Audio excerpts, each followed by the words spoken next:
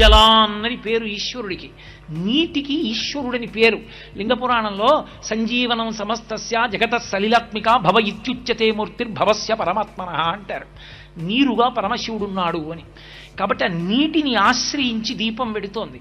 అంటే భగవంతుణ్ణి ఆశ్రయించి సంకల్పాలు వెడుతున్నాయి. సంకల్పములు ఊపిరి మీద ఆధారపడతాయి.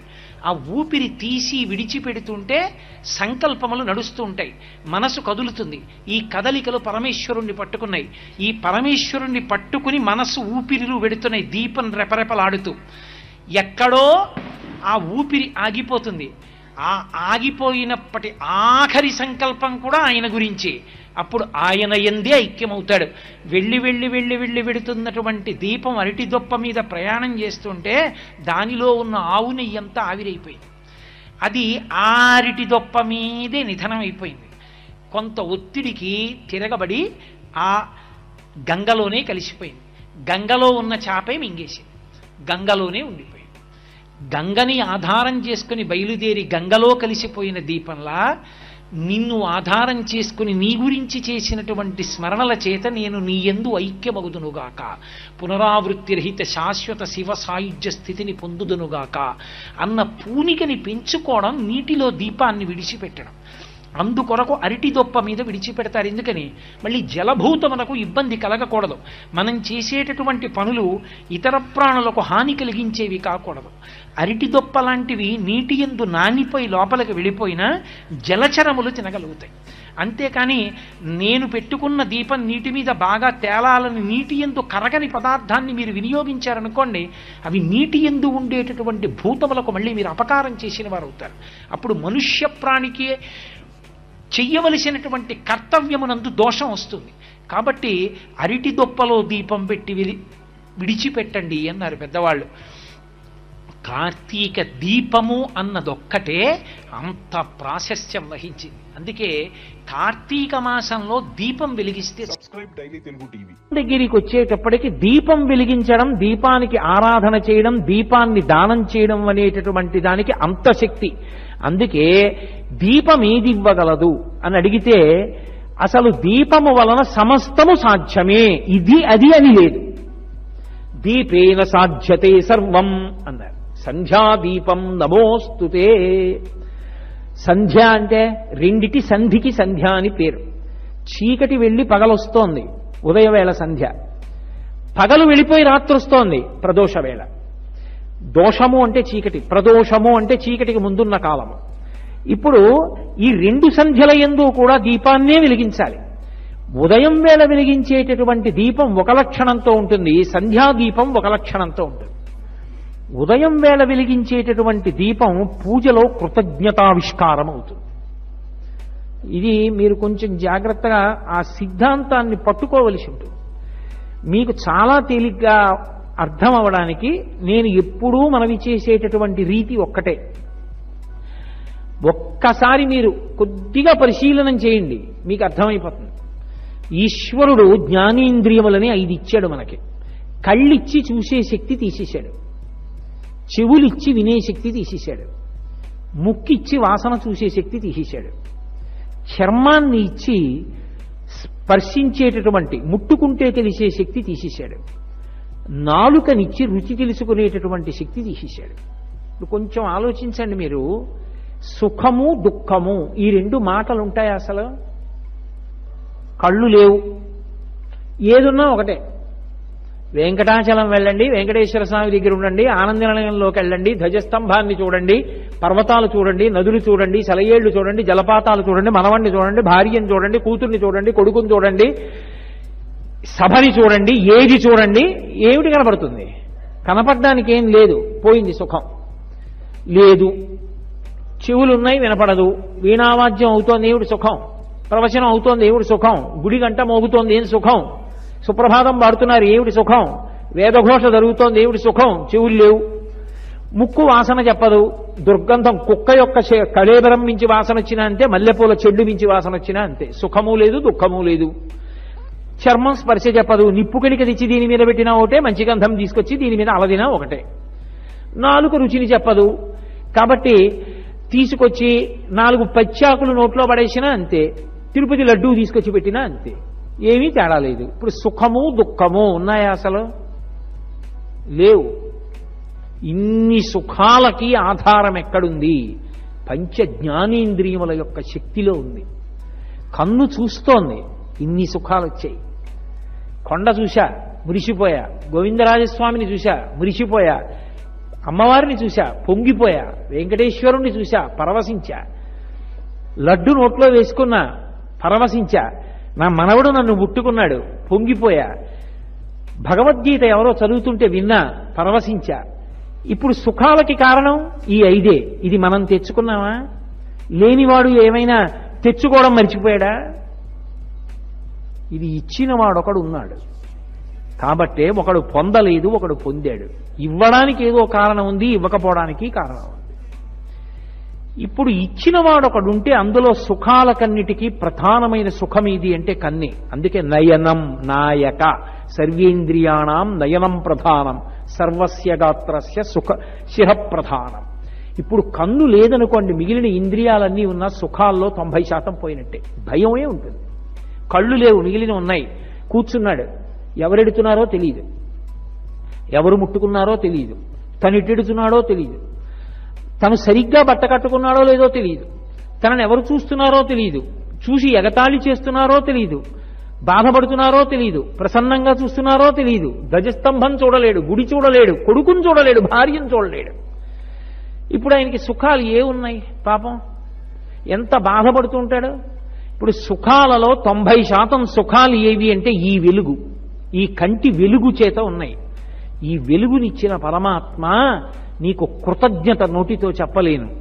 కాబట్టి చిన్న వెలుగు నీ దగ్గరించి కృతజ్ఞత చెప్తున్నా. అందుకే ఉదయ దీపం పూజ. పూజ అంటే కృతజ్ఞత. సంధ్యాదీపం నమోస్తుతే. ప్రదోషవేళ ఎందుకు? ప్రదోషవేళ ఎందుకు పెడతాము అంటే చీకటి వస్తోంది. చీకటి వస్తోంది అంటే ఆసురీగణముల యొక్క విజృంభణం ప్రారంభమైంది. ఈశ్వరుడి యొక్క శాసనం ఏమిటి అంటే విషక్రిములు, రజోగుణ తమోగుణ సంపత్తి ఉన్నవాళ్ళు చీకటి పడ్డాక లేవాలి, సత్వగుణ సంపత్తి ఉన్నవాళ్ళు పగటి వేళ తిరగాలి. అందుకే రాత్రి వేళ మనం పడుకుంటాం, పాములు అవి లేస్తాయి. ఇప్పుడు రాక్షసులు లేస్తారు, వాళ్ళు మన మీదకొచ్చి పడిపోకుండా ఒక్క దీపం వెలుగుతుంటే చాలు. అందుకే చీకటి గదిలో పడుకోకు అంటారు. ఒక దీపం వెలుగుతుంటే అది పరబ్రహ్మమై రక్షిస్తూ ఉంటుంది, ఆసురీగణములను లోపలికి రానివ్వదు. అందుకని సంధ్యాదీపం నమోస్తుతే. ఇప్పుడు అటువంటి దీపము ఏది ఉన్నదో ఆ దీపము పరమ మంగళప్రదమైనది. ఆ దీపాన్ని ఒక్కదాన్ని వెలిగిస్తే దాని ఆ ప్రమిద మీద ఇంత పసుపేశాడు. ఇప్పుడు ఏమైంది అని అడిగారు. ఆ దీపేన సాధ్యతే సర్వం. ఆ దీపాన్ని ఆరాధించిన కారణము చేత ఇది మాత్రమే పొందుతాడు, ఇది పొందలేడని చెప్పడం కుదరదు. అన్నీ సాధ్యమే. ఎందుకనది పరబ్రహ్మము కనుక. దీపము బ్రహ్మ కాదు, దీపము విష్ణువు కాదు, దీపము శివుడు కాదు, దీపము పరబ్రహ్మము. అందుకే ఇప్పటికీ కేరళ దేశంలో ఒక ఆచారం, అమ్మవారిని పూజ చేయాలి అంటే ఆడవాళ్ళందరూ కూర్చుని ఒక పెద్ద జ్యోతి వెలిగిస్తారు. వెలిగించే జ్యోతికి పూజ చేసి లలితా సహస్రం చదువుకుంటారు. జ్యోతియే అమ్మవారు, జ్యోతియే సుబ్రహ్మణ్యుడు. అందుకే పంచాయతనం ఇచ్చినటువంటి శంకరాచార్యుల వారు షణ్మత స్థాపనాచార్యుల వారు అయ్యారు. మరి సుబ్రహ్మణ్యుడికి పూజలో స్థానం ఎందుకు ఇవ్వలేదంటే అగ్నిరూపుడు కాబట్టి దీపము నీరాజనము రెండు సుబ్రహ్మణ్యుడి. ఆ దీపాన్ని ఆరాధన చేస్తే అందరు దేవతల యొక్క అనుగ్రహము లభ్యమవుతుంది. అటువంటి దీపానికి పూజ చేయి, దీపానికి ఆరాధన చేయి. అత్యంత తేలిక. నాకు ఏమండి సహస్రం చదవండి, ఖాళీ లేదనొచ్చు. అష్టోత్తరం చదవండి, నాకు నోరు తిరగదండి అనొచ్చు. షోడశోపచారాలు చేయి, నాకు అసలు ఆవాహన తెలియదండి. ఒక్క మారేడుదలం వేయి, నాకు దొరకదండి. 2 పువ్వులు పట్ల మా ఇంట్లో లేవండి. నీళ్లు పోయివయా, అసలు ఎంగిలికాని నీళ్లు మా ఇంట్లో దొరకవండి.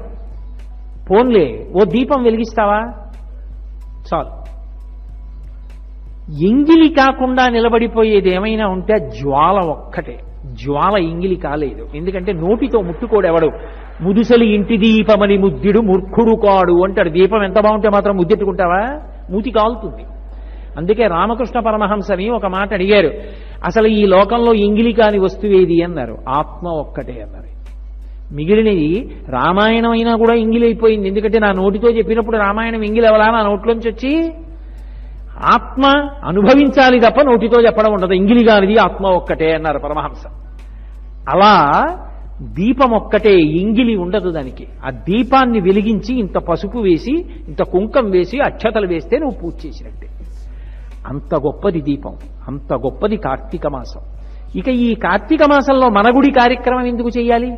రేపటి రోజు సాయంకాలం మళ్ళీ మనం కలుసుకున్నప్పుడు అసలు ఈ కార్తీక మాస ఉపాసనలోకి మన గుడి కార్యక్రమం ఎందుకు వచ్చిందో, మన గుడి అనే శాస్త్రాలు పేర్కొన్నాయా, అసలు అది ఎలా మనకి చెప్పబడింది, ఎందుకు అందులో మనందరం పాల్గొనాలి, ఎందుకు తరించాలి, ఈ విషయాల మీద రేపు కార్తీక పౌర్ణమికి మన గుడి కార్యక్రమానికి ఎందుకు అంత పెద్ద అనుబంధం ఉంది అన్న విషయాన్ని పరమేశ్వరుడు పలికించినంత మేర పలుకుతాను.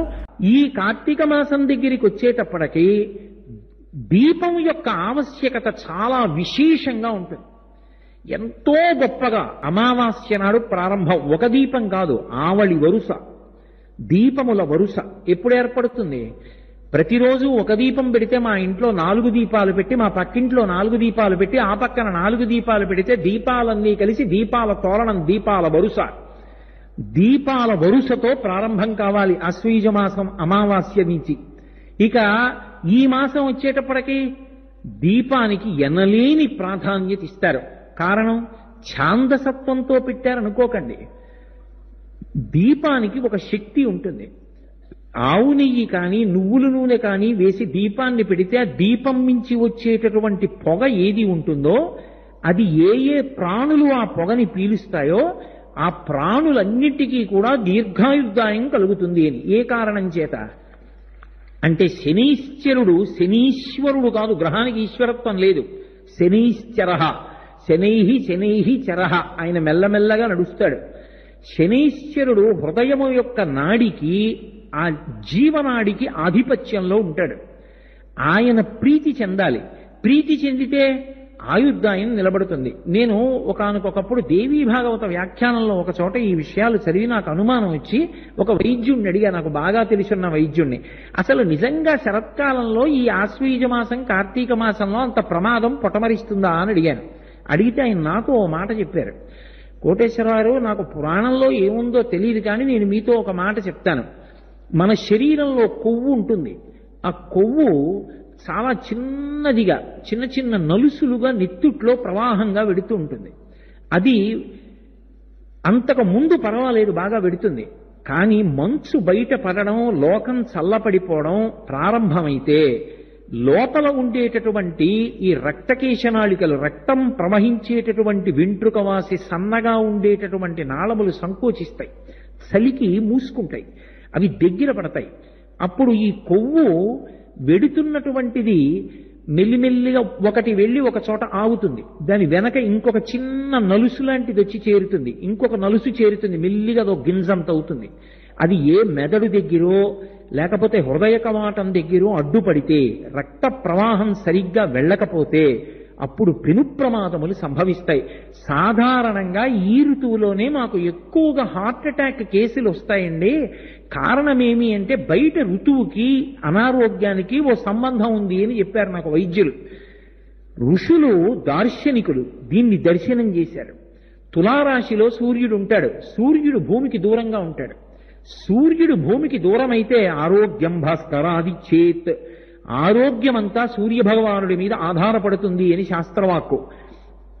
సూర్యకిరణములకు దూరమై భూమి చల్లబడిపోతే ప్రాణులన్నిటికీ ఉపద్రవం కలుగుతుంది. ఏదో కృత్రిమమైనటువంటి స్థితిలో వేడి కల్పించడం కాదు, ఈశ్వరానుగ్రహంగా లోకానికి వేడి కల్పించారు ఋషులు. అందుకే దీపాలు వెలిగింపచేశారు ఈ ఋతువులో. ఆ దీపాల మించి వచ్చేటటువంటి పొగ హృదయ నాడికి బాగా బలాన్ని ఇస్తుంది.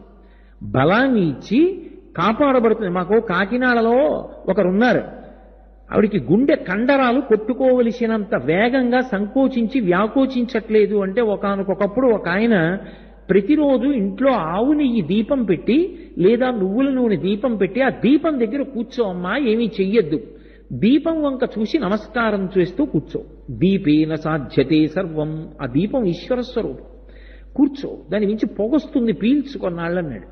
ఆవిడ పీల్చింది. వైద్యులు ఆవిడ హృదయ కండరాలు బలపడి బాగా కొట్టుకుంటోంది ఇప్పుడు అని చెప్పారు. యథార్థంగా చెప్తున్నాను. ఇది గోపాలకృష్ణ గారికి తెలుసు, వారు ఎవరో కూడా పేర్లు చెప్పడం ఇష్టం లేకని చెప్పట్లా. ఋషులు ఏదో అక్కర్లేని ఛాందసత్వం చెప్పలేదు. భారతదేశంలో దీపావళి పండగ నాటి నుంచి ఇన్ని దీపాలు ఎందుకు వెలిగిస్తారు? ఒకప్పుడు గ్రీస్ దేశానికి చెందినటువంటి శాస్త్రవేత్తలు పరిశీలనం చేశారు. చేస్తే వాళ్ళకు ఒక విషయం అర్థమైంది. వర్షాకాలంలో అంతకుముందు వేసవి ఉంటుంది. వేసవికి భూమి అంతా కూడా బాగా వేడెక్కిపోయి ఉంటుంది. అప్పుడు ఆ వర్షధారలు పడితే భూమిలోంచి వాయువులు పైకొస్తాయి. అందుకే వాసన వస్తుంది భూమి. ఆ వాయువు భూమి అంతటా విస్తరిస్తుంది. ఆ తరువాత వచ్చేటటువంటి ఋతువు ఈ కార్తీక మాసం దగ్గరికి వచ్చేటప్పటికీ రోగకారకమైనటువంటి క్రిములు వాతావరణం అంతా ప్రవేశిస్తాయి. పైగా పంట బాగా ఏపుకొచ్చి ఉంటుంది. ఇక పంటలు కోతలకు వస్తారు. కోతలు కోసినప్పుడు కంకుల మీద ఉన్నటువంటి ఆ క్రిములు ఏమవ్వాలో తెలియక అవన్నీ ఎగిరి ఊళ్ళల్లోకి వస్తాయి. ఊళ్ళల్లోకి వస్తే ఊళ్ళకి పెద్ద పెద్ద ప్రమాదకరమైనటువంటి వ్యాధులు పటమరిస్తాయి, అంటువ్యాధులు. ఇవి రాకుండా ఉండాలి అంటే పూర్వకాలంలో ఏం చేసేవారంటే దీపాలు వెలిగింపచేశారు. దీపానికి కీటకం ఆకర్షణ పొందుతుంది. అది ఊరి మీదకి వచ్చి దీపాల దగ్గరికి వచ్చి దీపాల మీద పడిపోయేది. పడిపోతే రక్షింపబడేవి. ఇది పరిశీలించాడు శాస్త్రవేత్త. ఆయన నారిమన్ బోర్వెల్ అని, ఆయన గ్రీక్ దేశంలో దీపావళి దీపోత్సవము అన్న పేరు తీసేసి లైట్ క్యాచింగ్ థెరపీ అని చెప్పి ఒక లైట్ ట్రాపింగ్ థెరపీ అని ఒక పద్ధతిని డెవలప్ చేశాడు. భారతదేశంలో ఆశ్వీజ మాసం చివరి నుంచి దీపాలు ఎలా పెడతారో అలా గ్రీక్ దేశంలో కూడా దీపాలు ప్రతి ఇంటా వెలిగించండి. పంటలు పాడు చేసేటటువంటి క్రిములు, రోగకారకమైన క్రిములు నశించే అవకాశం ఉంది అని అలా వెలిగించడం మొదలుపెట్టిన తర్వాత గ్రీక్ దేశంలో రోగాలు, ఉత్పాతాల సంఖ్య తగ్గింది. ఒకనాడు ఋషి దార్శనికుడై చెప్పినటువంటి విషయాన్ని శాస్త్రవేత్తలు అంగీకరించారు తరువాతి కాలంలో. ఇవి ఇందుకు పెట్టబడ్డాయి. కానీ ఇక్కడ పెడితే భౌతిక రక్షణ కోసమని కాదు, అది ఈశ్వర స్వరూపంగా, ఆ దీపము ఈశ్వరుడే, అది మమ్మల్ని రక్షిస్తుంది అని దీపాన్ని వెలిగించడం అనేటటువంటి క్రియ ప్రారంభం చేశారు. అలాగే మనకి ఈ కార్తీక మాసం దగ్గరికి వచ్చేటప్పటికి పౌర్ణమి తిథికి వెడితే ప్రత్యేకంగా దీపమే ప్రధానమై ఉంటుంది. దీపమునకు ఉన్నటువంటి ప్రఖ్యాతి ఇక దేనికి ఉండదు. మీరు దీపం ఎక్కడ పెట్టారు అన్న దాంతో నియమం లేదు. మీరు ఇంట్లో పెట్టారా, శివాలయంలో పెట్టారా, విష్ణువాలయంలో పెట్టారా, మఠంలో పెట్టారా, ఇది కాదు. మీరు దీపం పెట్టారా లేదా, ఇది ప్రధానం. ఎందుచేత దీపం పెట్టడం అనేటటువంటిది కార్తీక పౌర్ణమికి అంత ప్రధానమైనది అంటే దానికి ఒక కారణం చెప్పారు. ఒకటి, ఆ కార్తీక పౌర్ణమి వచ్చేటప్పటికి మిగిలినటువంటి జీవకోటినంతటినీ ఉద్ధరించడానికి కావలసినటువంటి మంచి అవకాశం మనుష్య ప్రాణి పొందుతాడు. త్యాగే నైకే అమృతత్వమానసు, పరులకు ఉపకారం చేసి త్యాగం చేసిన వాడెవడో వాడు అమృతత్వాన్ని పొందుతాడు. సమస్త భూతకోటికి ఆ తిథి నాడు మహోపకారం చెయ్యడానికి కావలసినటువంటి అనుగ్రహ శక్తి మనుష్యునికి ఉంటుంది. ఎలా అంటే దీపాన్ని వెలిగించి, కేవలం లౌకికమైన దీపం కాదది. అందుకే దీపారాధన అన్న మాట వచ్చింది. పుష్పారాధన లేకపోతే ఏదో నైవేద్యారాధన అలా ఉండదు. ఏదో ఈశ్వరుడికి నైవేద్యం పెట్టడానికి 4 అరటిపళ్ళు పట్టుకొచ్చారనుకోండి, అరటిపళ్ళకి ఆరాధన చేయరు. లేకపోతే గంధం అక్కడ పెట్టారనుకోండి, గంధానికి ఆరాధన చేయరు. దీపం వెలిగిస్తే దీపారాధన, దీపానికి ఆరాధన ఉంది. ఎందుకని దీపము పరబ్రహ్మస్వరూపం. నత్ర సూర్యో భాతి నచంద్రతారకం నేమా విద్యుతో భాతి కుతోయమగ్ని తమీవ భాంతమనుభాతి సర్వం తస్య భాసా సర్వమిదం విభాతి. ఎక్కడ ఇక సూర్యచంద్రులు కూడా ప్రకాశించకుండా ఒక్క పరమేశ్వర తత్వము మాత్రమే ప్రకాశించి కొన్ని కోట్ల మందిని అనుగ్రహింపచేస్తుందో అటువంటి ప్రకాశము వెలుగులకు వెలుగైనటువంటి ఆ దివ్య యొక్క స్వరూపమే పరబ్రహ్మం. అది ఆరిపోవడం ఉండదు లోకంలో. అందుకే పోతన గారు భాగవతంలో అంటారు, లోకంబులు లోకేశులు లోకస్తులు తెగిన తుది అలోకంబగు పింజీకటి కావల యవ్వండే కాకృతి వెలుగు అతని వేసే వింతును అంటారు. ఆయన ఎప్పుడూ అలా వెలుగుతూనే ఉంటాడు. అది అసలు ఈశ్వర స్వరూపం వెలుగు. అది ఈ లోకాల్ని పరిపాలించేవాళ్ళు, లోకాలలో ఉన్నవాళ్ళు అందరూ మహాప్రళయంలో సముద్ర జలాలలో లయమైపోయినా ఈ గాఢాంధకారానికి ఆవలవాడొక్కడు మాత్రం వెలుగులకు వెలుగై వెలుగుతూ ఉంటాడు. ఆ దీపం సాక్షాత్తు పరమేశ్వరుడు. అందుకే అటువంటి దీపాన్ని వెలిగించగానే ఆరాధన చేస్తారు. దాని మట్టు మీద కాస్త పసుపో కుంకమో అక్షతలో పువ్వో వేసి దీపానికి ముందు నమస్కారం చేస్తారు. అటువంటి దీపం మనం ఈ మాసంలో ప్రత్యేకంగా పౌర్ణమి తిథి నాడు వెలిగించినప్పుడు ఒక శ్లోకం చెప్పకుండా వెలిగించవద్దు. ఒక శ్లోకం చెప్పాలి, చెప్పి వెలిగించాలి. ఆ దీపాన్ని దీపంగా కాదు, ఆ దీపంలోకి ఈశ్వరుణ్ణి ఆవాహన చేస్తారు. త్రయంబకమావాహయామి, లేకపోతే దామోదరమావాహయామి అంటారు. దామోదరుణ్ణి ఆవాహన చేస్తున్నాను, ఈ దీపమే దామోదరుడు, ఈ దీపమే త్రయంబకుడు. దామోదరుడు అంటే కడుపు మీద తులసిమాల ఉన్నవాడు, లేదా దామ్నా ఉదరా మాత్రే బద్ధ ఇది దామోదర, త్రాటి చేత కట్టబడ్డవాడు. లేదు, ఆయన పరమశివస్వరూపంగా చెప్తే 3 లోకములకు తండ్రి అయినటువంటి వాడు. నువ్వు ఇద్దరిలో ఎవరినో ఒకరిని ఆ దీపం మీదకి ఆవాహన చెయ్యాలి. చేస్తే ఇప్పుడు భగవానుడు ఆ ప్రార్థనకి వచ్చి దీపస్వరూపంగా నిలబడతాడు. అందుకే అసలు పరంజ్యోతి ఈ నామం లేకుండా ఏ సహస్రనామం ఉండదు. ఎందుకని? భగవంతుడు స్త్రీయా పురుషుడా నపుంసకుడా ఏదీ కాదు, అసలు నిజానికి ఆయన ఒక జ్యోతిస్వరూపుడు. అందుకే లోపల కూడా నీవారస్సూకవత్తన్వీ పీతాభాస్వత్యనూపమా, వెలుగులకు వెలుగై ఇక్కడ వెలుగుతున్నాడు అని మనకి తెల్లవారి లేస్తే మంత్రపుష్పంలో చెప్తాం. నాభి బొడ్డులో చిటికిన వేలు పెట్టుకుని బొటనవేలు పైకి పెడితే బొటనవేలు ఎక్కడ తగులుతోందో అక్కడ అధోముఖంగా ప్రకాశిస్తున్నటువంటి ఒక కమలం ఉంటుంది ఆ యోగ విద్యలో. అది దాని చివర ఒక చిన్న కేంద్రం, కాంతి వెలుగుతుంటుంది. దాని మధ్యలో చిన్న రూపంతో పరమేశ్వరుడు ప్రకాశిస్తూ ఉంటాడు. అప్పుడు దానికి ఏం రూపం లేదు. అది పైకి కిందకి పక్కలకి కాంతిని విస్తరిస్తే కూర్మరూపుడు అంటారు. కూర్మం అంటే కాంతి. అందుకే ప్రాణ అపాన వ్యాన బుధాన సమాన నాగ కూర్మ కృకర ధనంజయ దేవదత్తములని 10 వాయువుల్లో కూర్మవాయువై లోపల ఉండి ఆ కాంతిని విస్తరిస్తాడు. ఆ దీపంలోంచి వస్తోంది ఆ కాంతి అంతా. అందుకే దీపం ఉండగా ఇల్లు చక్కబెట్టుకో, వాడు లోపల వెలుగుతూ ఉండగా మంచి పనులు చేయి. ఒకసారి వాడు లోపల నుంచి బయటికి వెళ్ళాడా ఇక అది శివము కాదు, శవం. కాబట్టి ఆ దీపం ప్రధానం. అటువంటి దామోదరుణ్ణి, అటువంటి త్రయంబకుణ్ణి ఆవాహన చెయ్యాలి. దామోదరమావాహయామి లేదా త్రయంబకమావాహయామి అని నమస్కారం చెయ్యాలి. నమస్కరించి మనుష్య జన్మని మనం పొందినందుకు ఆ రోజున సమస్తమైనటువంటి భూతకోటికి మహోపకారం చేసే రోజు. ఒక శ్లోకం చెప్తాడు. కీటాపతంగాహమశకాశ్చ వృక్షాః జలే స్థలే ఏ నివసంతి జీవాః దృష్ట్వా ప్రదీపం నచ జన్మభాగినః భవంతి త్వం శ్వపచాహి విప్రాః అని చెప్పాలోసారి అంతటా చూసి నమస్కారం చెయ్యాలి. ఈ దీపము పరబ్రహ్మము. పుణ్యకర్మాచరణ చెయ్యడానికి అవకాశం లేక అలా పడిపోయి ఉన్నటువంటి ప్రాణులు కొన్ని కోట్లకి కోట్లున్నాయి. అవి ఎక్కడున్నాయి అంటే కీటాపతంగాహమశకాశ్చ వృక్షాః, చిన్న చిన్న పురుగులు, రెక్కలు కలిగినటువంటి పురుగులు, దోమలు, ఈగలు ఎన్నో. ఎంత తొందరగా జన్మ పరంపర మారిపోతోందో. దానికి సుఖదుఖాలు లేవేమిటి? దానికి సుఖదుఖాలు ఉంటాయి. చిన్న పురుగు పాకుతూ ఉంటే మీరు చీపురు పుల్ల పెట్టి ఇలా అనండి, అది భయంగా గబగబా ఇటు పక్కకి పారిపోతుంది. దానికి భయం ఉంటుంది, దానికి బతుకుదామన్న కోరిక ఉంటుంది, దానికి ఆకలి ఉంటుంది, దానికి దాహం ఉంటుంది, దానికి జర, దానికి మరణము, దానికి శోకము, దానికి మోహము, షడూర్ములు ఉంటాయి. అటువంటి సమస్త ప్రాణులు పుడుతున్నాయి, చస్తున్నాయి, పుడుతున్నాయి, చస్తున్నాయి. పునరపి జననం పునరపి మరణం పునరపి జనని జఠరే చైనం జిహసంసారే బహుదుస్తారే కృపయాపారే పాహిమురారే అంటారు శంకర్లు. అలా ఇన్ని జన్మ పరంపరలో తిరుగుతున్నటువంటి ఈ ప్రాణులకు స్వరపేటిక లేదు. అవి భగవన్నామని చెప్పలేవు.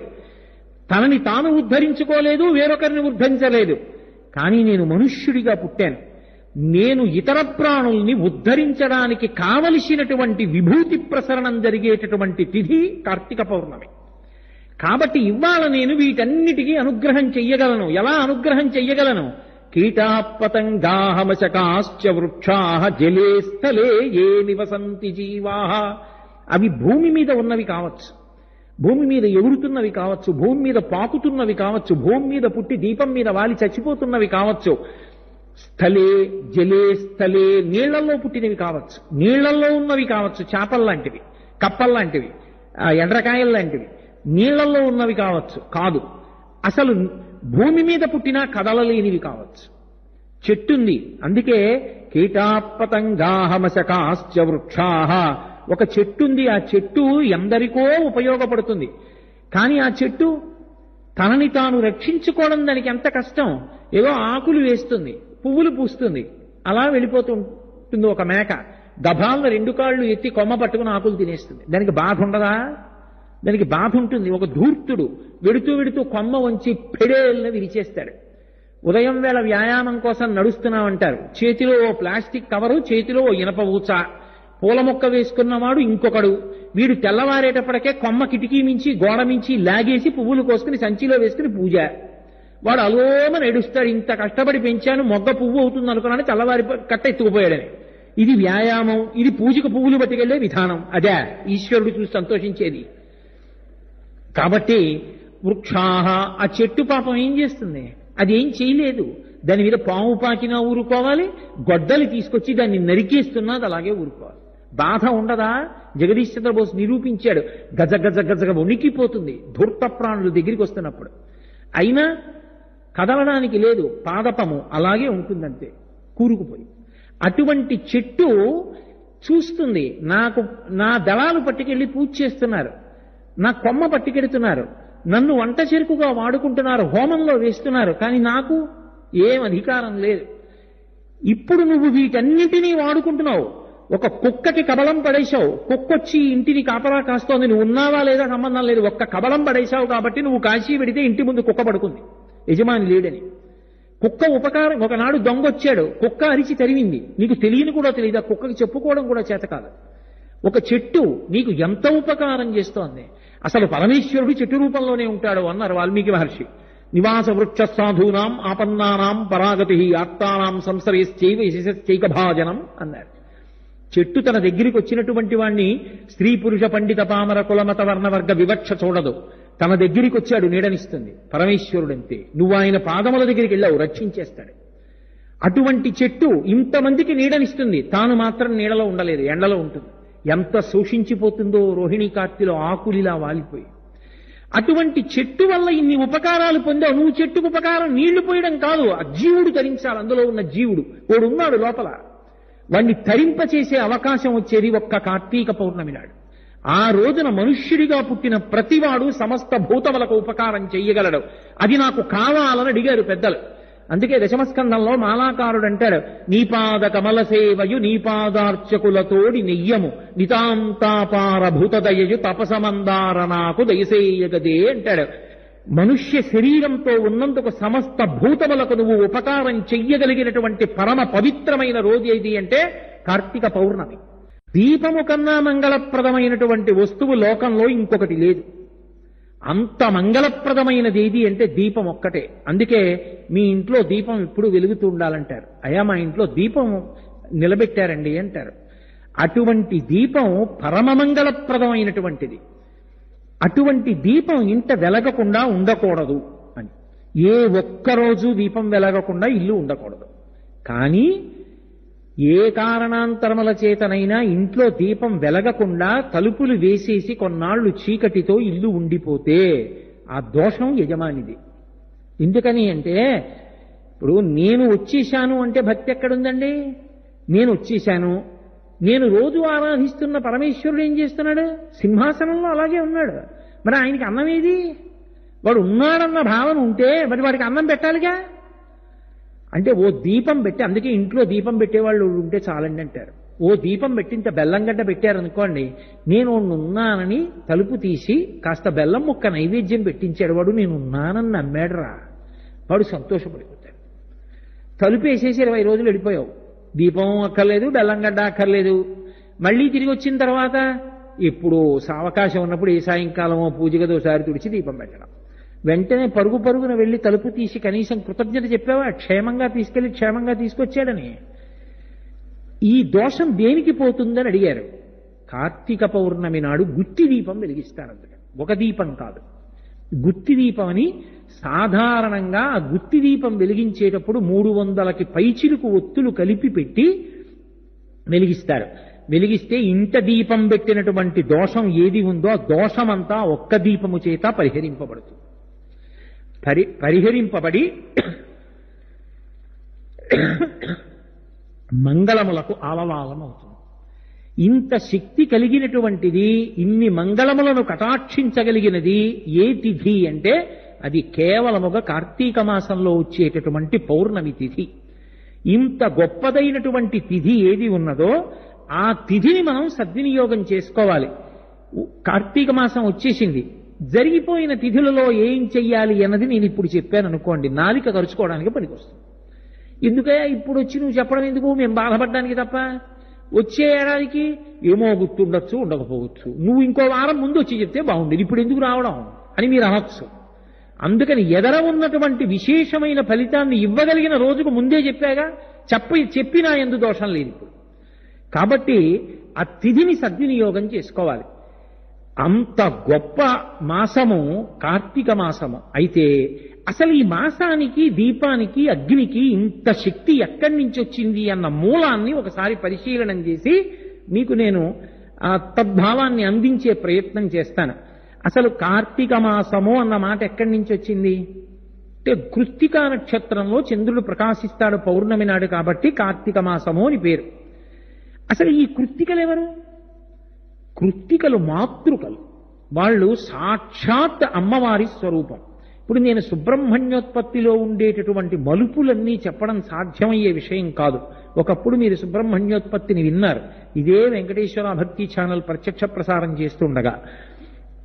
అందులో ఒక చమత్కారం జరిగింది. కారణాంతరముల చేత పార్వతీదేవి పుట్టినటువంటి పిల్లవాడికి స్తన్యం ఇవ్వడం కుదరలేదు. పుట్టినవారు సనత్కుమారాచార్యుల వారు పుట్టారు, మహాజ్ఞాని సుబ్రహ్మణ్యుడిగా వచ్చాడు. ఆయన మాతృస్పర్శను అంగీకరించలేదు. శివకుమారుడిగా వస్తాను, అమ్మా నువ్వు ఎంత గొప్పదానివైనా నీకు కొడుకుగా రాను, ఎందుకంటే గర్భవాసం చేయనన్నాడే. ఆవిడంది, అదేమిటో శివుడు వరం అడిగాడు, శివుడికి వరం ఇచ్చాను, అందుకని నేను శివుడికి కొడుకుగా వస్తానంటావేమిటి? శివుడికి వరం ఇవ్వడం అంటే నాకు వరం ఇచ్చినట్టే. లోకంలో ఏ తల్లి అయినా ఏం కోరుకుంటుంది? ఆయన కొడుకంటే తన కొడుకే. కాబట్టి ఇంతటి మహాజ్ఞానివి నువ్వు నా స్పర్శ లేకుండా కుమారుడిగా వస్తే ఎలా? రావలసిందే నాకు కొడుకుగా అంది.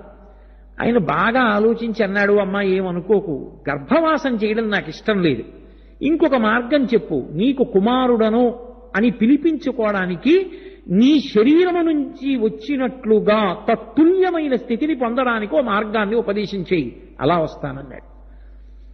తల్లి ఆలోచించండి, ఒకనకొకప్పుడు భస్మాసురుడన్న రాక్షసుడికి పరమశివుడు వరాలు ఇచ్చినప్పుడు శివుడు వేరొక కారణానికి భయాన్ని నటించాడు. ఆయనకి భయం ఏంటి? నటిస్తే తాను అలా నిలబడడం పతివ్రతా ధర్మం కాదని తల్లి మరుగైంది, శరీరాన్ని ఒక సరస్సుగా మార్చింది. దాన్ని శరవణ తటాకం అంటారు, కైలాస పర్వతం మీద ఉంటుంది. ఆ తటాకంలోంచి పైకి రా, శరవణ భవ, నా శరీరం ఆ తటాకంగా ఉంది కాబట్టి ఆ తటాకంలోంచి వస్తే నాలోంచి వచ్చినట్టే, అలా వస్తానమ్మా. అందుకని ఆయన ఆ తటాకంలోంచి పైకొచ్చాడు, 6 ముఖములతో ప్రకాశించి ఏడ్చాడు. వాల్మీకి మహర్షి రామాయణం బాలకాండలో వర్ణిస్తారు. ఇప్పుడు ఆ పిల్లవాడికి పాలు ఇవ్వాలి, ఎందుకని అవతల తారకాసురుణ్ణి చంపాలి, ఈ పిల్లవాడు తప్ప మార్గం లేదు. ఈ పిల్లవాడికి ఏం అవ్వకూడదు, దేవతల భయం. పిల్లవాడికి పాలిచ్చేవాళ్ళు ఎవరు? అదే సమయంలో అవతల ఋషుల యొక్క భార్యలు 6 వేరువేరు కారణముల చేత దేవతల్ని ఆశ్రయించారు, మాకు ఉత్తమగతులు కావాలని. వాళ్ళన్నారు, మీరు 6 కూడా ఈ పిల్లవాడికి పాలివ్వండి అన్నారు. తా క్షీరం జాతమాత్రస్య కృత్వా సమయముత్తమం దదుహు పుత్రో యమస్మాకం.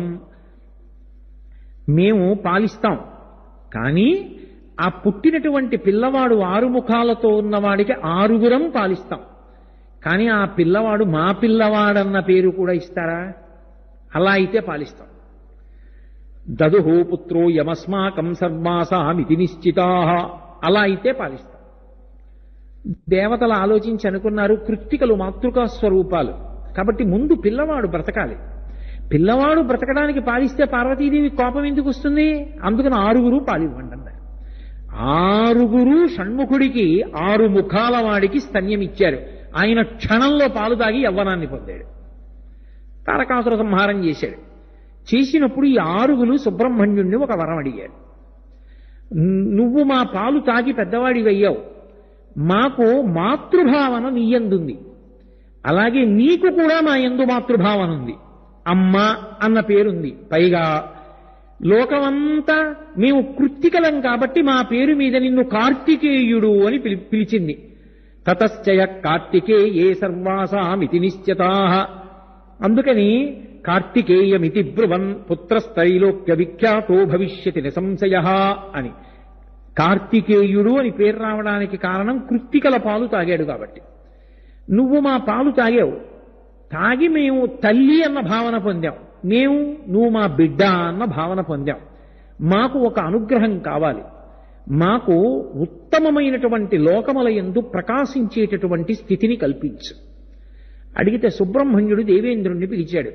వీళ్ళు ఉత్తమ స్థితి కావాలని అడుగుతున్నారు, వీళ్ళకి నక్షత్ర మండలంలో స్థానం ఇస్తాను, ఎక్కడ స్థానమైనా ఖాళీగా ఉందా వీళ్ళని నక్షత్ర మండలంలో ప్రవేశపెట్టడానికని అడిగాడు. ఇప్పుడు దేవేంద్రుడు అన్నాడు, అభిజిత్ అని ఒక నక్షత్రం ఉంది, ప్రస్తుతం ఆ నక్షత్రం తన స్థానాన్ని ఖాళీ చేసింది. ఎందుకని అంటే చంద్రుడికి రోహిణి యందు ప్రీతి. చంద్రుడికి రోహిణి యందు ఎంత ప్రీతి ఉన్నదో అంత ప్రీతిని తాను కూడా పొందాలని అభిజిత్ అన్న నక్షత్రం తపస్సు చేస్తోంది. ఆ స్థానం ఖాళీగా ఉంది కాబట్టి ఈ కృత్తికా గణములకు అంటే మాతృగణానికి అక్కడ స్థానం ఇయ్యి. ఇప్పుడు సుబ్రహ్మణ్యుని యొక్క అనుగ్రహం చేత సుబ్రహ్మణ్యుడికి పావకి అగ్నిపుత్రుడు అని పేరు. అగ్నియందు నిక్షేపింపబడినటువంటి శివుని యొక్క తేజస్సు గంగయందు కలిసి పుట్టాడు కాబట్టి పావకి అగ్నిపుత్రుడు అని పేరొచ్చింది.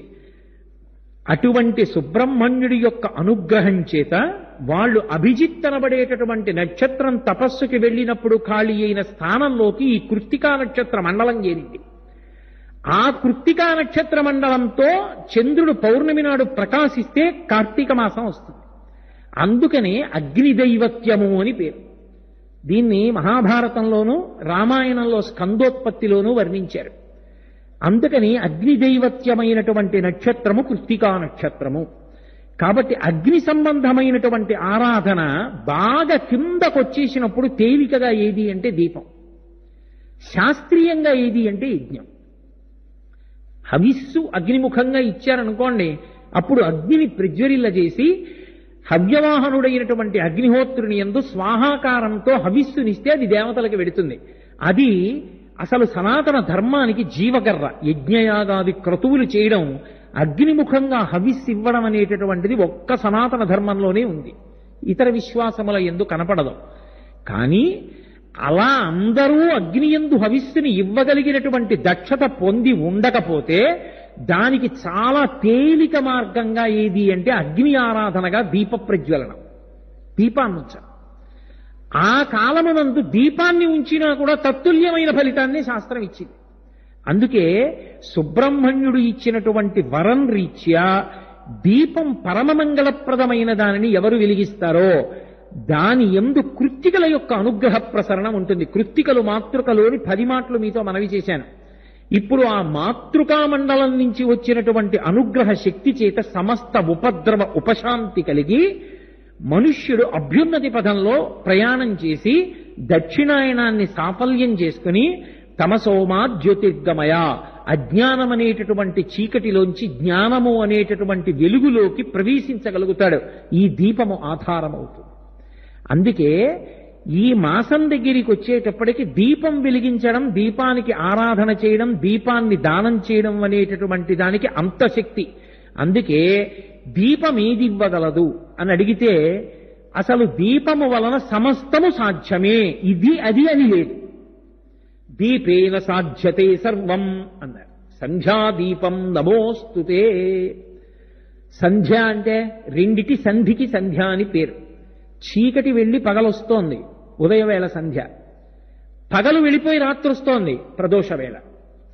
దోషము అంటే చీకటి, ప్రదోషము అంటే చీకటికి ముందున్న కాలం. ఇప్పుడు ఈ 2 సంధ్యల యందు కూడా దీపాన్నే వెలిగించాలి.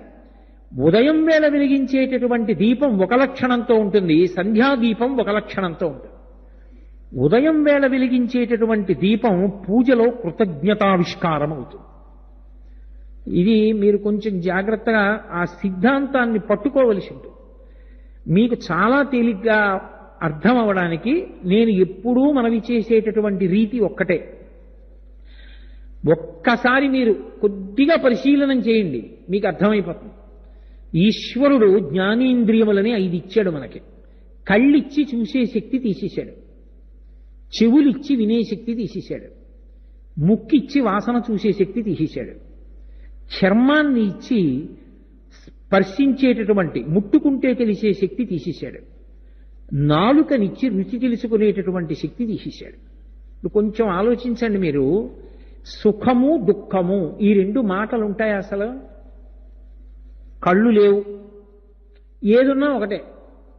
వెంకటాచలం వెళ్ళండి, వెంకటేశ్వర స్వామి దగ్గర ఉండండి, ఆనందనిలయంలోకి వెళ్ళండి, ధ్వజస్తంభాన్ని చూడండి, పర్వతాలను చూడండి, నదులు చూడండి, సెలయేళ్లు చూడండి, జలపాతాలు చూడండి, మనవణ్ణి చూడండి, భార్యను చూడండి, కూతుర్ని చూడండి, కొడుకుని చూడండి, సభని చూడండి, ఏది చూడండి, ఏమిటి కనపడుతుంది? కనపడడానికి ఏం లేదు, పోయింది సుఖం. లేదు, చెవులున్నాయి వినపడదు, వీణావాద్యం అవుతోంది ఏమిటి సుఖం, ప్రవచనం అవుతోంది ఏమిటి సుఖం, గుడి గంట మోగుతోంది ఏం సుఖం, సుప్రభాతం పాడుతున్నారు ఏమిటి సుఖం, వేదఘోష జరుగుతోంది ఏమిటి సుఖం, చెవులు లేవు. ముక్కు వాసన చెప్పదు, దుర్గంధం కుక్క యొక్క కళేబరం మించి వాసన వచ్చినా అంతే, మల్లెపూల చెడ్డు మించి వాసన వచ్చినా అంతే, సుఖము లేదు దుఃఖము లేదు. చర్మం స్పర్శ చెప్పదు, నిప్పు కణిక తెచ్చి దీని మీద పెట్టినా ఒకటే, మంచి గంధం తీసుకొచ్చి దీని మీద అలదినా ఒకటే. నాలుక రుచిని చెప్పదు, కాబట్టి తీసుకొచ్చి 4 పచ్చాకులు నోట్లో పడేసినా అంతే, తిరుపతి లడ్డూ తీసుకొచ్చి పెట్టినా అంతే, ఏమీ తేడా లేదు. ఇప్పుడు సుఖము దుఃఖము ఉన్నాయా అసలు? లేవు. ఇన్ని సుఖాలకి ఆధారం ఎక్కడుంది? పంచ జ్ఞానేంద్రియముల యొక్క శక్తిలో ఉంది. కన్ను చూస్తోంది, ఇన్ని సుఖాలు వచ్చాయి. కొండ చూశా మురిసిపోయా, గోవిందరాజస్వామిని చూశా మురిసిపోయా, అమ్మవారిని చూశా పొంగిపోయా, వెంకటేశ్వరుణ్ణి చూశా పరవశించా, లడ్డు నోట్లో వేసుకున్నా పరవశించా, నా మనవడు నన్ను ముట్టుకున్నాడు పొంగిపోయా, భగవద్గీత ఎవరో చదువుతుంటే విన్నా పరవశించా. ఇప్పుడు సుఖాలకి కారణం ఈ 5. ఇది మనం తెచ్చుకున్నామా? లేనివాడు ఏమైనా తెచ్చుకోవడం మర్చిపోయాడా? ఇది ఇచ్చినవాడు ఒకడు ఉన్నాడు కాబట్టే ఒకడు పొందలేదు, ఒకడు పొందాడు. ఇవ్వడానికి ఏదో కారణం ఉంది, ఇవ్వకపోవడానికి కారణం.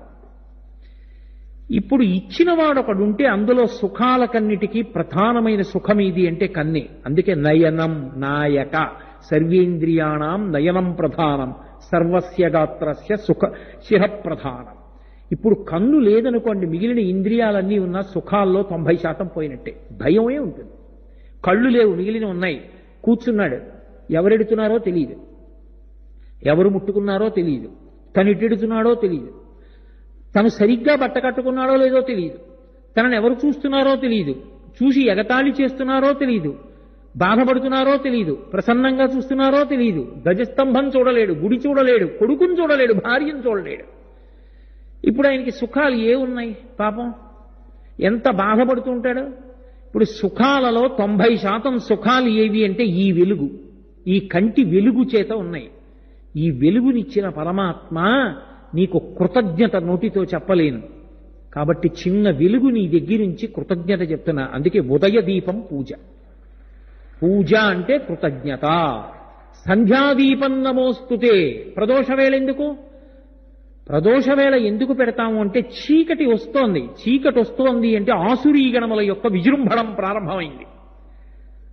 ఈశ్వరుడి యొక్క శాసనం ఏమిటి అంటే విషక్రిములు, రజోగుణ తమోగుణ సంపత్తి ఉన్నవాళ్ళు చీకటి పడ్డాక లేవాలి, సత్వగుణ సంపత్తి ఉన్నవాళ్ళు పగటి వేళ తిరగాలి. అందుకే రాత్రి వేళ మనం పడుకుంటాం, పాములు అవి లేస్తాయి. ఇప్పుడు రాక్షసులు లేస్తారు, వాళ్ళు మన మీదకొచ్చి పడిపోకుండా ఒక్క దీపం వెలుగుతుంటే చాలు. అందుకే చీకటి గదిలో పడుకోకు అంటారు. ఒక దీపం వెలుగుతుంటే అది పరబ్రహ్మమై రక్షిస్తుంటుంది, ఆసురీగణములను లోపలికి రానివ్వదు. అందుకని సంధ్యాదీపం నమోస్తుతే. ఇప్పుడు అటువంటి దీపము ఏది ఉన్నదో ఆ దీపము పరమ మంగళప్రదమైనది. ఆ దీపాన్ని ఒక్కదాన్ని వెలిగిస్తే దాని ఆ ప్రమిద మీద ఇంత పసుపేశాడు. ఇప్పుడు ఏమైంది అని అడిగారు. ఆ దీపేన సాధ్యతే సర్వం. ఆ దీపాన్ని ఆరాధించిన కారణము చేత ఇది మాత్రమే పొందుతాడు, ఇది పొందలేడని చెప్పడం కుదరదు. అన్నీ సాధ్యమే. ఎందుకనది పరబ్రహ్మము కనుక. దీపము బ్రహ్మ కాదు, దీపము విష్ణువు కాదు, దీపము శివుడు కాదు, దీపము పరబ్రహ్మము. అందుకే ఇప్పటికీ కేరళ దేశంలో ఒక ఆచారం, అమ్మవారిని పూజ చేయాలి అంటే ఆడవాళ్ళందరూ కూర్చొని ఒక పెద్ద జ్యోతి వెలిగిస్తారు. వెలిగించే జ్యోతికి పూజ చేసి లలితా సహస్రం చదువుకుంటారు. జ్యోతియే అమ్మవారు, జ్యోతియే సుబ్రహ్మణ్యుడు. అందుకే పంచాయతనం ఇచ్చినటువంటి శంకరాచార్యుల వారు షణ్మత స్థాపనాచార్యుల వారు అయ్యారు. మరి సుబ్రహ్మణ్యుడికి పూజలో స్థానం ఎందుకు ఇవ్వలేదంటే అగ్నిరూపుడు కాబట్టి దీపము నీరాజనము రెండు సుబ్రహ్మణ్యుడే. ఆ దీపాన్ని ఆరాధన చేస్తే అందరు దేవతల యొక్క అనుగ్రహము లభ్యమవుతుంది.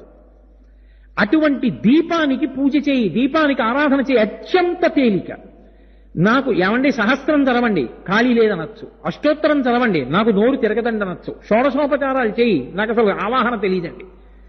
ఒక్క మారేడు దళం వేయి, నాకు దొరకదండి. 2 పువ్వులు పట్ల మా ఇంట్లో లేవండి. నీళ్లు పోయివయా, అసలు ఎంగిలికాయ నీళ్లు మా ఇంట్లో దొరకవండి. పోన్లే ఓ దీపం వెలిగిస్తావా, చాలు. ఎంగిలి కాకుండా నిలబడిపోయేది ఏమైనా ఉంటే జ్వాల ఒక్కటే. జ్వాల ఎంగిలి కాలేదు. ఎందుకంటే నోటితో ముట్టుకోడెవడు. ముదుసలి ఇంటి దీపమని ముద్దుడు మూర్ఖుడు కాడు అంటాడు. దీపం ఎంత బాగుంటే మాత్రం ముద్దెట్టుకుంటావా, మూతి కాలుతుంది. అందుకే రామకృష్ణ పరమహంసని ఒక మాట అడిగారు, అసలు ఈ లోకంలో ఎంగిలి కాని వస్తువేది అన్నారు. ఆత్మ ఒక్కటే అన్నారు. మిగిలినవి రామాయణం అయినా కూడా ఎంగిలైపోయింది. ఎందుకంటే నా నోటితో చెప్పినప్పుడు రామాయణం ఎంగిలవలా నా నోట్లోంచి వచ్చి. ఆత్మ అనుభవించాలి తప్ప నోటితో చెప్పడం ఉండదు. ఎంగిలి కానిది ఆత్మ ఒక్కటే అన్నారు పరమహంస. అలా దీపం ఒక్కటే, ఎంగిలి ఉండదు దానికి. ఆ దీపాన్ని వెలిగించి ఇంత పసుపు వేసి ఇంత కుంకం వేసి అక్షతలు వేస్తే నువ్వు పూజ చేసినట్టే. అంత గొప్పది దీపం, అంత గొప్పది కార్తీక మాసం. ఇక ఈ కార్తీక మాసంలో మన గుడి కార్యక్రమం ఎందుకు చేయాలి? రేపటి రోజు సాయంకాలం మళ్ళీ మనం కలుసుకున్నప్పుడు అసలు ఈ కార్తీక మాస ఉపాసనలోకి మన గుడి కార్యక్రమం ఎందుకు వచ్చిందో, మన గుడి అనే శాస్త్రాలు పేర్కొన్నాయా, అసలు అది ఎలా మనకి చెప్పబడింది, ఎందుకు అందులో మనందరం పాల్గొనాలి, ఎందుకు తరించాలి, ఈ విషయాల మీద రేపు కార్తీక పౌర్ణమికి మన గుడి కార్యక్రమానికి ఎందుకు అంత పెద్ద అనుబంధం ఉంది అన్న విషయాన్ని పరమేశ్వరుడు పలికించినంత మేర పలుకుతాను. మళ్ళీ రేపు సాయంకాలం 6 గంటలకి కలుసుకుందాం. మంగళాశాసన పరై మదాచార్య పురోగమై సర్వైశ్చ పూర్వైరాచార్యై సత్కృతాయాస్తు మంగళం. మంగళం కోసలేంద్రాయ మహనీయ గుణాత్మనే చక్రవర్తి తనూజాయ సర్వభౌమాయ మంగళం. ఉమాకాంతాయ కాంతాయ కామితార్థప్రదాయినే శ్రీగిరీశాయ దేవాయ మలినాథాయ మంగళం. సర్వం శ్రీ ఉమామహేశ్వర పరబ్రహ్మార్పణమస్తు. స్వస్తి.